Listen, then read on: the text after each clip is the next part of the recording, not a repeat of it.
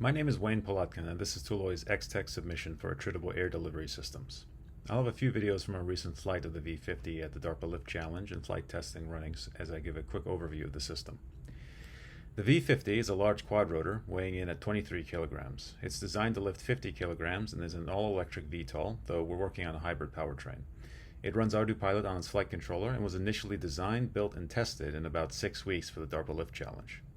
The idea behind the V50 is that solid execution of a simple design can solve most of your problems. It's made up of 2 carbon fiber plates, 4 tubes, commercially available motors, batteries, and avionics, and held together with bolts. You can reassemble it with a screwdriver and a wrench, and the flight controller speaks Mavlink. And you can use any battery pack that can supply the 18-cell 69 to 78 volts needed. A lot of this system takes advantage of existing open source work. Control relies on ArduPilot, and ground control and mission planning is based on Q Ground Control, which runs on macOS and Linux. I flew automated waypoint and payload delivery missions with this drone during flight testing.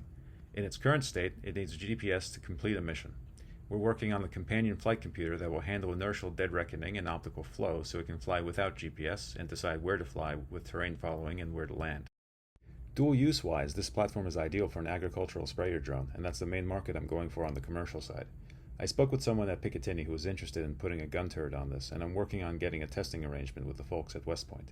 As for NATO integrations, there's some discovery work we need to do on that end, and integration with Picatinny Click is on the roadmap.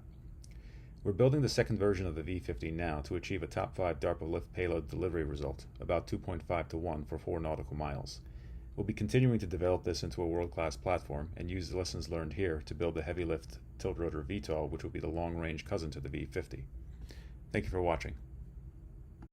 The rest of this video is B-roll of the drone during flight testing and DARPA lift.